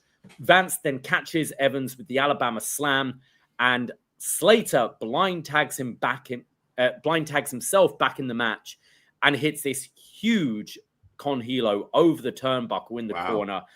We see Wes Lee do this kind of move. The camera angle was crazy because you had Javon sort of ducking down as he hits this. This looked great. He then hits the blue thunder bomb to Spears, but Vance breaks up the pin. Slater then leaps into a knee from Spears. Javon goes for his double cutter, but gets caught by the Culling, flipped back, allowing Slater to handspring through the 3 of them, hits a double cutter of his own. Javon hits his springboard double cutter, leaps over the top rope, taking out Vance, and then Slater hits the Swanton 450 for the win in what I thought was a really fun match that kind of redeemed this show a little bit. Absolutely. There was a lot of stuff going on in this show. NXT, as we've been saying for the past while, they just throw shit at the wall and see what works. And there was a lot of that today. But in the weeds, so to speak, you had this dream team, the young dream team of Leon Slater and Javon Evans. They said Leon Slater had just turned 21 last weekend. And I think Javon is also 21 or 20, 21, 22 maybe. But absolutely crazy. Like Vic made a joke that these two put together are still 20 years younger than you, Booker didn't like that one so much.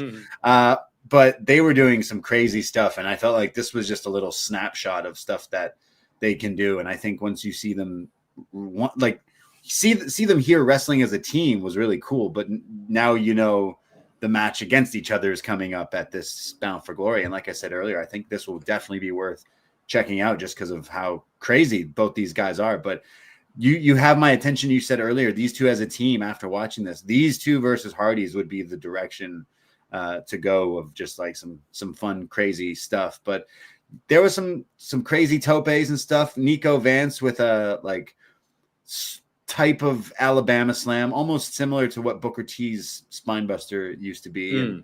And Nico has also a very nice butterfly suplex too. But I actually thought, obviously, like Javon and Leon are spectacular in what they're doing, but I thought Vance really impressed in this match. And obviously Sean Spears, we kind of make fun of him a bit being the 10-man and just around forever, but he's incredibly solid. And I thought they were both really good opponents for these two to just showcase what they have. I really enjoyed this tag match. Well, the joke is the 10-man is a good hand, I guess, too. Exactly. He's a good pair of hands to make 10. But yeah, fun match. It definitely makes me want to watch more of Javon and Leon Slater. I can't believe that such young age here with these two, but very, very fast. Some really crazy stuff. Can't wait to see where both of these guys go in, the next 5 years, the next 10 years, even being so young in wrestling. So I'm sure Leon could be easily the face of TNA in the next short little while. And Javon, I think after impressing on SmackDown this week, as well as like No Mercy and as well as this match, like he should definitely be a big star in WWE in not too distant future. Now, Leon Slater is on the poster for the Rev Pro anniversary show at Wembley Arena next year, which would obviously be awesome for him to be on. Yeah. I don't know if we're going to be seeing him on that show. Yeah, there's a good chance he'll be wrestling on some WWE shows come that time. Who knows, right? Like this partnership of WWE TNA, it's like, oh, this person's good. Ooh, this person's good. Yeah, now we're just going to have them on our shows. They're going to be our wrestlers now. And I could definitely see that happening more so down the line. But this was a highlight of tonight's episode, was the fast and flashy stuff from Slater and Javon. Also, Slater coming out, his entrance, it says youngest in charge. I got to shout out the real youngest in charge, our boy Andrew Thompson. I know he's still doing stuff with, I think he's working with Fightful and stuff, but got to throw out the love to the Yick, the youngest in charge. The real Andrew youngest Thompson. in charge. Yeah, yes. Exactly. We still love you. That's family for real. But wherever you are, my dude, we love. But I thought of him, the youngest. Leon Slater totally stole that from Andrew Thompson. Absolutely. He's like, yo, I'm the youngest in charge now. So, but he also, Leon Slater, coming out with this like lucha hoodie. I had one of these when I was like 15. I bought it at the CNE. I was so cool. It had a lucha mask as the zip up hoodie. Yeah, and like in gold on the black hoodie, and then also like a fake title like attached to the hoodie as well. And it was pretty much what this guy was wearing. So cool stuff. But I bet you were just getting all the girls back then. I was I was 15, but he's 21 here, but his looked a little nicer with the purple and everything. But yeah, gotta find me a lucha. I'm sure WWE sell lucha style hoodies, like the zip up, right? It covers the whole mask. They're dumb. But. So we go towards our TNA NXT Summit when TNA appear in the parking lot in a cyber truck. How many people fit in a cyber truck? This thing only fits like 4 people, 5 people. They made everyone else walk here. What kind of a takeover is this? So TNA are showing up. You got to see the visual. If you're watching the YouTube, you'll see Davey's put the picture. As soon as this happened, I snapshotted this and sent. You're putting this picture. I want this as the show image, dude. This is so You're missing Kazarian though. Make sure you don't crop out Kaz. Kaz, who feels like Steve Buscemi. Hello, how do you do, fellow kids? Mance Warner looks really confused. He doesn't like, know what he's doing. I thought we were going to the pub. Why are we at the PC right now? Yeah. Oh my God. Okay. Look at this fucking team of Avengers here with the cyber truck. All right. Like, all right. I laughed so Kalani Jordan leading the charge. Yeah. And TNA legend, Kalani Jordan, TNA Zack champion. Ryder, yeah. Who else is in the back there? Who else do they got? The Iconics, basically all the WWE roster from like 2014. Iconics, Jakara 16. Jackson. Oh man, yeah, Cedric Alexander's there. Yeah, it's so funny. But like, what else were they to just show up inside? I guess they're showing some balls going through the NXT parking lot. That's pretty ballsy. But in a cyber truck, you lose points. I think of cool. You've already lost this war. You showed up in a cyber truck. So, I guess it's Florida, but so some NXT talent go to approach them. Thea Hale and what's her name now? Victoria Crawford? Is that it? Alicia Fox? Who? I think, isn't she going as Victoria Crawford? I think. That's Alicia Fox. I'm not calling her anything. I'm not calling Edge Cope. I'm not calling Xia Li, whatever. That's their names, all right? So they're getting in each other's face, matching each other's crazy. They're just so angry at each other. NXT TNA, they're furious. Ricky just runs to the locker room, banging on the door. It's like, we need to get everyone out, everyone to the ring. Not so quite Kurt Angle on the walkie-talkie, though. It's so that one particular year, isn't it? Raw versus SmackDown with Kurt Angle and Shane and all that. Yeah, brutal. So fun. So everyone's getting out there. Everyone's going to the ring. So we've got the team captains in the ring with Ava and Santino as they're going to announce their team members here. So Trick Williams starts talking and he's about to announce the team when Ricky shuts him down and says, "No, I'm the team captain here." And he says, "Our first pick is," so it's me, it's Trick Williams, Javon Evans, and winning the match earlier today, Myles Borne. And then Santana says, "You'll listen to what I have to say. We have a lot of men who want to turn this place upside down, but we have a true TNA OG, Frankie Kazarian." Yeah. And so Frankie joins the team. Just what the fuck is this man wearing? It's fashion suicide. See what it's purple pants or blue pants. He should have dressed like that. Actually, sunglasses. What belt? What champion is he right now? Yeah, I was confused. Is it the Legends champion? Like when I remember there was a Legends one. There's the Knockout. There's X Division. What else is there? What other championships could there possibly be? There's the Call Your Shot thing. Is that it? Like Call Your Shot Championship? Yeah, like they have that Battle Royal or something, and I think it's coming. It used to be a shitty little cup, right? Is it? No, wait. Is it the Internet Championship? Is that a thing? Isn't it? Oh, the Digital Media Championship. No, it's the TNA TV title. Is it? Yeah. He's TNA TV. No. I feel he just showed up with this belt. I don't think he's a champion of anything. He's just walking around with this is championship. I'm trying to find a photo of him. TNA. What TNA champions right now? What? All right, hold on. I literally cannot find what champion he is. Okay, hold on. What is it on his wiki? Okay, hold on. Oh, wow. International champion. International champion. No way. Today I learned they have an international champion. It's not a bad looking belt. It's got a blue strap. It's like a Blue Jays many belt. champions have there been of this? 2. What? He's the second. Steve Macklin was the first. Oh my god. And Frankie Kazarian beat him at Victory Road. I guess. Okay, so like a couple of days ago. All right, so some things to stick, I guess, with NXT. Ricky earlier basically like kind of Lil Bro'd Javon, and then here he did it to Trick as well. So I think that's setting up you had like some moments and some looks from Javon to Ricky, and then the same thing with Trick to Ricky. So now having Oba gone, Ricky is the new champ, does set up some new fresh avenues if we ever choose to go to, like if Javon, the end game is him winning a big moment, whether it's stand and deliver something, you can still now do that. It just might be Ricky as a heel down the line, but they did do moments where it's like Ricky kind of rallying the troops, but kind of bitching them out a little bit there too. But yeah, going back to now when it's Santana naming these teams, Kazarian is an old school thing. Like I joked, he was Kaz. He was with Sugar Shane Helms. No, not Sugar Shane Helms.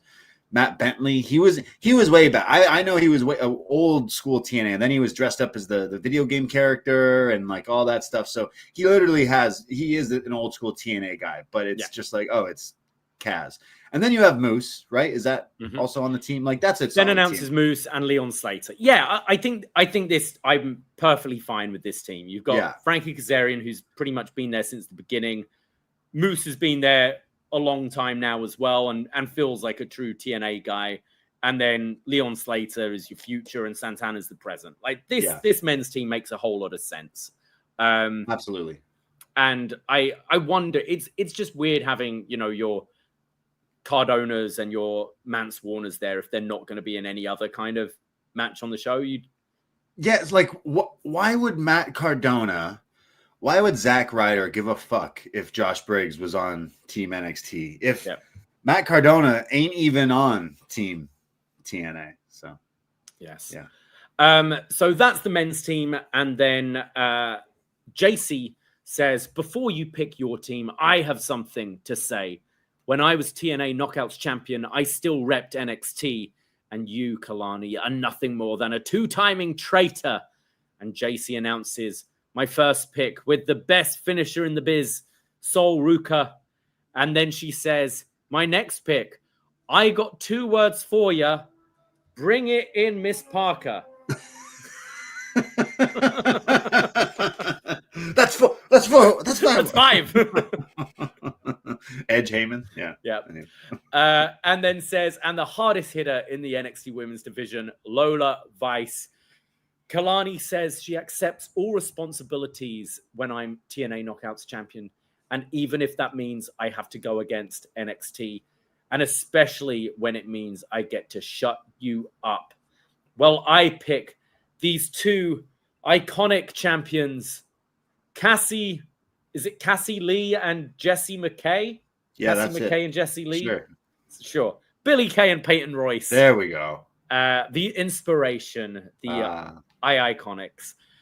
And then we didn't get a promo from them. I was expecting them to say 1 or 2 piece, but I just hope we get their old music back next week. Old Peyton Royce music. Billy Kay, Billy Kay, Billy Kay. Yeah, that shit was hard. Yeah, that shit was sick. I missed that. And then says, and my next pick, someone with a chip on her shoulder, Mara Shade. So Jakara Jackson comes forward wearing a Miss Me t-shirt. Yes, that one definitely, I think her making that joke was to let people know, because you legit might not. I did not know. I did not know that was her name. I realized she was in TNA. I didn't realize that the name change was so different from, like, it's not even Jack. I would have at least kept Jackson, like. Is this a real name? I don't know. I don't know, but Mara Sade, Mara Sade or Mara Sade, which is spelt like Sade, so I guess it's Sade. I mean, even Sade. Her real name's Jamara Garrett.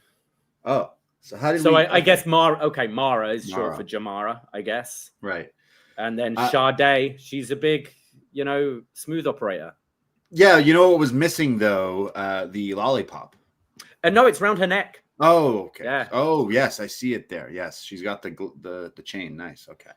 So yeah, this isn't really, but I mean, of the women they've got, Jordan Grace is gone. Does Rosemary still work there? I feel like a true women's TNA team has to have Rosemary on it. You're asking me some really tough questions tonight. You're asking me what title Kazarian's holding. You're asking me what names of people are. Like, are we qualified to cover this show anymore? You're making me sound like I don't know anything about TNA. All right, I'm looking. Oh, I mean, your favorite Alicia Edwards should have been in this team. She screams TNA. Who are you talking about? Your favorite, Alicia Edwards. Mrs. Yeah. Alicia Edwards. Yes, that's right. Yeah, that's right. She could have been on the team. You got Jody Threat there. You got Killer Kelly. Know what? Absolutely. We're from Toronto, and we love Jody Threat, hometown girl here. Always in a lot of the big indie stuff in Toronto, like superstar here. And seeing her on TNA, a lot of people here are super behind her. I think that would have been a really cool moment, but. Yeah, completely forgot about that. That totally should have been the way. Rosemary's still there. I mean, very interesting. Like Tessa Blanchard, nowhere in the scene. True. Right? True. That's okay.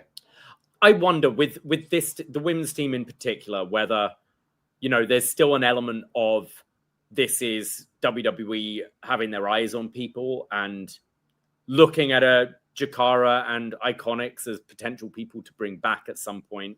And maybe it's some of these other people like a Rosemary or, I mean, Tessa, for obvious reasons why they wouldn't want there, but that they maybe just don't want to have a look at them, really. So even though this doesn't, there's definitely way more TNA names you could have. This team doesn't really scream TNA. No, okay. Team TNA for the women's is Kalani Jordan, the leader, the Inspiration, and Mara Sade. So it's all WWE. I mean, this is more, I wouldn't say Invasion, but more Survivor Series, right? Where you had Austin, Angle, The Big Show, Shane McMahon, and who was it? Booker think. T? Yeah. Yeah. And then we have on the NXT side, JC Jane, Jaida Parker, Sol Ruka, and Lola Vice. So Santana says TNA are winning the showdown, just like I'm bringing the TNA championship back home where it belongs. And then everyone fights. A full-out brawl breaks out and everyone's fighting. And it ends with just Shawn Michaels standing on the stage with a little grin on his face as he's watching the mayhem go down. He's just loving it. Yeah. Shawn Michaels. Seeing TNA and NXT fight it out. Wow. The Cybertruck then exploded. Oh. Yeah. It's so computer, this Cybertruck. Yeah. NXT is a mess. It's really messy, but it's wrestling. It's silly. I guess you got to check that at the door, but we've already given our grievances through this whole show of like, hey, you know, years from now,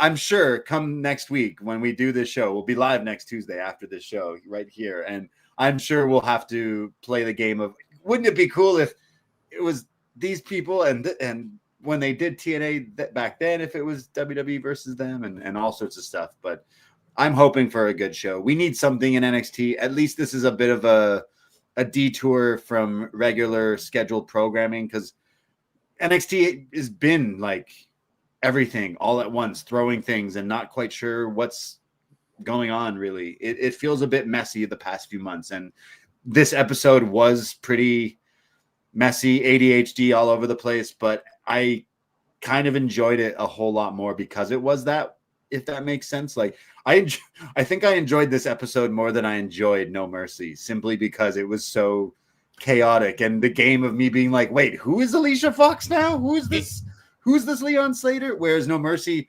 everything was kind of just bland, play it safe, and pretty skippable. Where this, don't get me wrong, you could definitely have skipped this show, but do not skip the Cybertruck. I mean, this show is fun, right? Like I think there's criticism. This felt like a few weeks ago when we had the build to Homecoming, and it's a little deviation from your main NXT stories, but it's actually quite fun what you're going to present. And that's kind of how I felt with this show. But I just, what bothers me, and this is across the board in WWE right now, is just the laziness of the storytelling. Yeah. Right? Like this show was fun because you got random TNA people showing up and just some stupid moments and Cybertrucks and the like, and a really good match in there. I thought that tag match was pretty great tonight. But as we said, in like 10 seconds, we came up with better ideas, how to build, even with the exact same cast of characters, how to just make this a bit more compelling. The mixed messages of whether this is just competitive rivalry or we hate each other, like why they're just randomly breaking into fights and stuff like that. I think just a bit more care on storytelling, and it just across the board WWE right now, it is just opening the book of cliches and paint by numbers, whatever page you land on. And I just wish you treated your audience with a bit more respect and had a little bit more depth. The Mustafa Ali was the right direction, but definitely more stuff like that would make this more interesting. Yeah, they definitely dumb things down with WWE. And I feel like if you were to use this exact same set of teams, just example for the men's, you have Moose, Santana, Kaz, and Slater. Pretty TNA heavy, like no WWE real people in there, right? And that's where you could have had them cut some promos. You could have had them for the past weeks desperately fighting back to get the TNA championship back. And it's all coming to a head where they have to fight, just to, there's so many things you could have done with these characters, and they didn't do that. They just went, there's an invasion. And then they got in trouble for that. And then Santino's like, it's not an invasion. It's a friendly competition. And then in the summit, whatever the fuck they call it, no, it's a big showdown. And it's for a lot of marbles. It's bragging rights. It's a showdown. So again, I don't really like having all this random stuff thrown at me all the time, whether it's them trying TNA speed or whatever, but I guess it's at least something, and they're drawing something. But you said it, they need to be way more creative. This is lazy. Like, this is super lazy. Do you spend 10 minutes coming up with this stuff? Because if you spend a little bit longer, like after watching Unreal and having Triple H boast about how it took 30 minutes for them to come up with this and that, and The Rock and Cena and this and that, I'm like, 30 minutes? Take like 30 minutes. Like, you know what you could do in try an hour, try 2 hours. When I was acting, any role you got, your main question, you start off by going, why and what's my objective? That's your main mission. Every single character should know why am I saying these words? Why am I doing these actions? What is my objective? So that's what you want to know from these people. Why do you want to fight NXT? Why do you want to fight TNA? Yeah. I don't really know. Like, I don't really know why they are. Some people don't like each other because they've got the title, but it's so underdeveloped. Yeah. But I'm looking forward to next week. I'm looking half glass full here and being like, okay, like look at this card. We mentioned the teams there, the men's 4-on-4 and the women's 4-on-4. I imagine the women's NXT team win, something along the lines of whether it's Kalani helping NXT. I'm not quite sure. Something like that. But I see the men's TNA team winning this one, leaving maybe Trick getting pinned, allowing, some tease for Santana reclaiming that TNA championship. I also see the Hardys winning this take all title versus title. I do not like Dark State. I would love to see the Hardys take this one. And I think Ethan Page will retain from Ali, maybe a DQ of Schmaz finish or something there. But it would be pretty funny if Ali did finally get his North American Championship flowers. But I don't know if that's going to happen. What about you? Yeah, I think I think Page retains. I think Hardy's win for TNA. I think you're right. I think the men's TNA team wins and the women's NXT wins. I don't see Kalani turning though. I think that's a turn in just a week, and I don't really turn, but like helping NXT win, But as we said, like both teams, they're not positioned as babyface versus heels. They're both kind of mixed teams. So I don't, unless you're turning Kalani heel, but I don't know. I just see her being this NXT person who's representing TNA right now and trying to be an honorable champion. I don't necessarily see a turn, but do we see a turn in the men's match? Is anyone hopping sides? And that's what I mean. Like, what's Jordan Grace and Joe Hendry doing? Yeah, that's what I'm saying. Like, Jordan Grace is probably going to run out in some capacity and try to help TNA or NXT, whereas Joe is definitely going to help Team TNA because it's against Trick. He should be on that team. Yeah, he should have been on the team. I wonder if they expand it to 5-on-5, like whether next week, like both Grace and Grace has said she really wants to be on Team NXT. Henry said he really wants to be on Team TNA, and then we add people either side to fill up. Jasper Troy.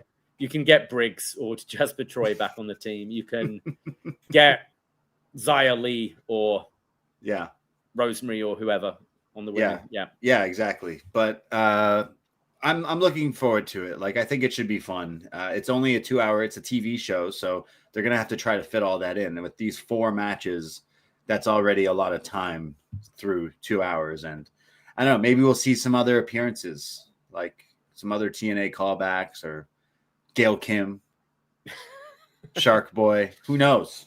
Legends coming up, maybe, possibly. But it will be a showdown next Tuesday. Don't miss it. And don't miss We will be here. UpNXT Showdown right after NXT versus TNA, 10:05 p.m. Versus AEW. We'll be going head-to-head with Title Tuesday next week as well. Yeah. Oh, shit. Really? Oh, interesting. Yeah. I wonder how this...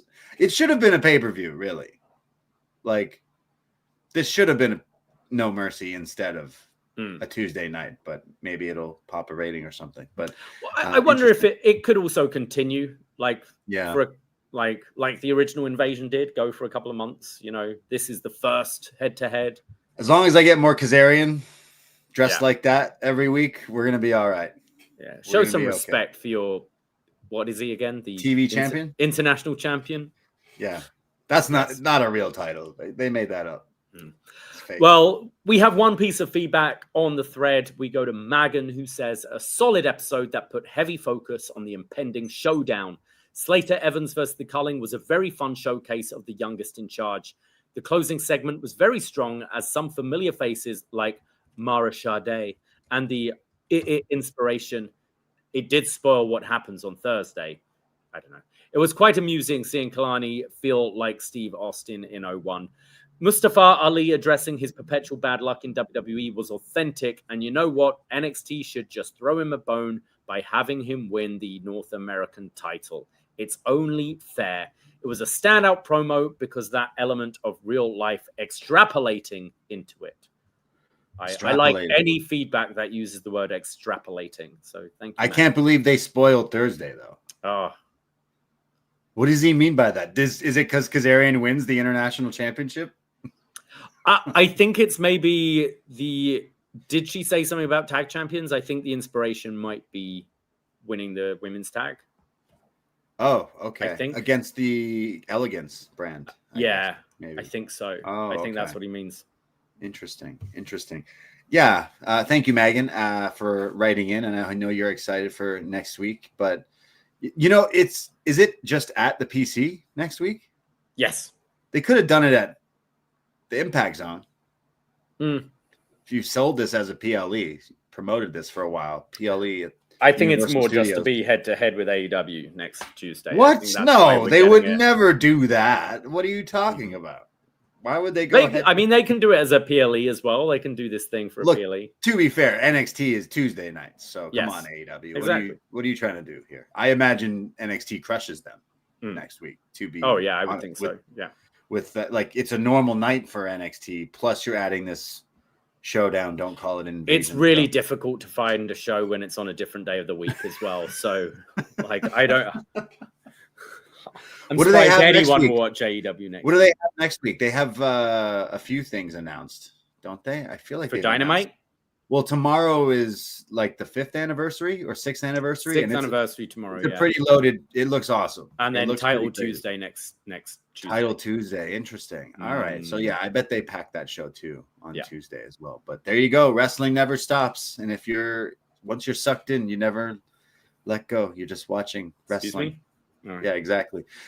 Everyone, thank you so much for being an NXT friend here today. Again, we are Braden and Davie. We are UpNXT, but we are Poisonrana, Poisonrana.ca, or search us in your podcast app, whatever social media you use. Give us a follow to see all the updates of everything that we do. And if you like some more, we will be live this Sunday, 2 p.m. Eastern, with the Poisonrana Live. We will talk all about Dynamite tomorrow and the 6th anniversary and everything else going on in the world of wrestling, what's going on with WWE to Crown Jewel and everything else. Live Sunday at 2 p.m. Audio up later on our free feed. So search Poisonrana in your podcast app to find that later on Sunday. But if you want even more, you can go to patreon.com/Poisonrana. Our Invasion 2001 review coming out tomorrow. We will be reviewing that tomorrow. Plus, get all the other shows that we do. Who knows? Maybe a best match ever, Frankie Kazarian down the line. He's got some good ones. You know, I'm sounding like I'm being... he's always been a great wrestler. Wrestler. Just like best outfit ever, Frankie Kazarian. Yeah, best look ever. Yeah.